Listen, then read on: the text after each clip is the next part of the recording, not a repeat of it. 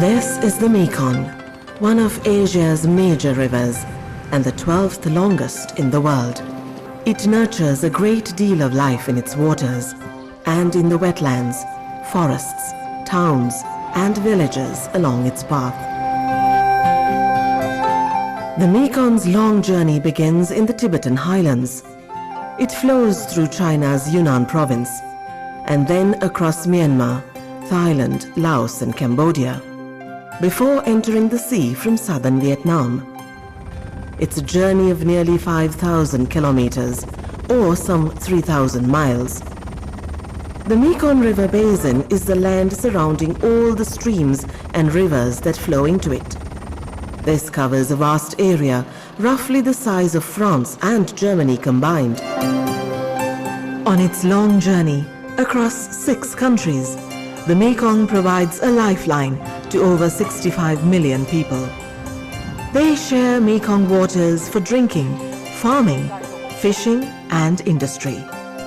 Along the way, the river also generates electricity for Southeast Asia's emerging economies. The Mekong has sustained life for thousands of years. But growing human demands are slowly building up environmental pressures on the river. A new study commissioned by the UN Environment Programme cautions that climate change could add to this in the coming years. The climate change would affect, in fact, the effect will come in the amount of rainfall which is received. So under climate change conditions, we expect less rainfall to be observed, and that would bring less flows in the river, which would affect the water uses in the downstream areas. Dr. Mukund Babel is a researcher at the Asian Institute of Technology in Bangkok.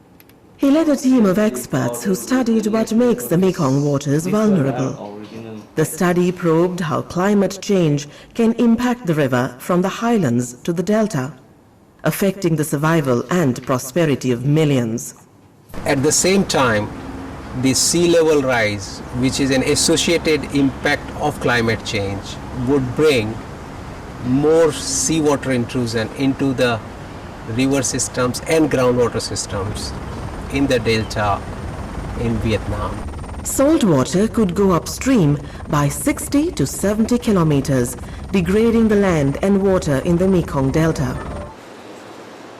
This would add to pressures already coming from growing human numbers, expanding economies, and disappearing forests. Farmers would be among the most affected by these changes. Today, most of the Mekong's waters are used for irrigated agriculture, especially for growing rice. But the demands from cities and industries are rising. If you look at the majority of water use is in agriculture sector, and also in the future when economic growth which is taking place in Southeast Asia will put tremendous pressure on the water resources, and for that we need to be careful from now. Some farmers realize they will soon have to manage with less water. Man Pai Pakwan is a rice farmer living in Conbury in northeastern Thailand.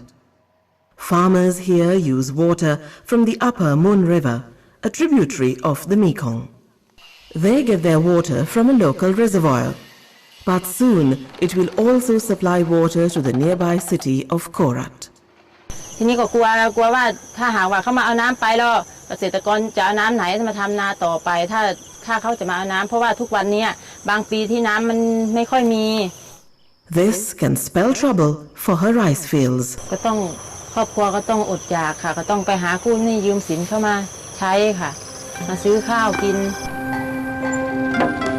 Environmental changes are already affecting freshwater fishing on the Mekong.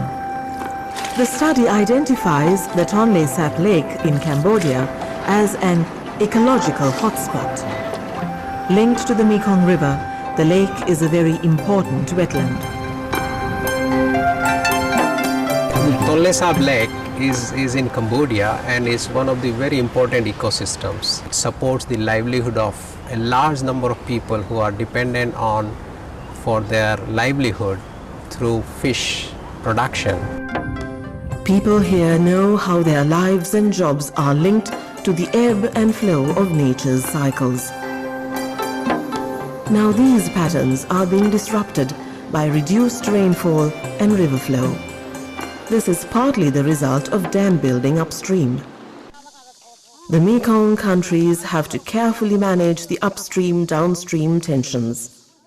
They also have to balance competing demands for water, for example, from cities and villages, and among the different sectors such as farming, households and industry. Then there are other challenges.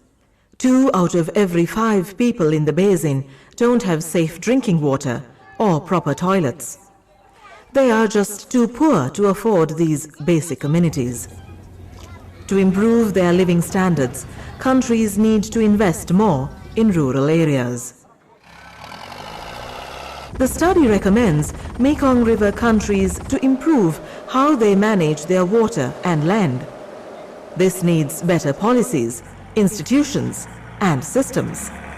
Countries sharing the Mekong River or same rivers, they have to act together and they have to develop the policies how to conserve and how to conserve the Mekong River, and also how to properly manage the Mekong River.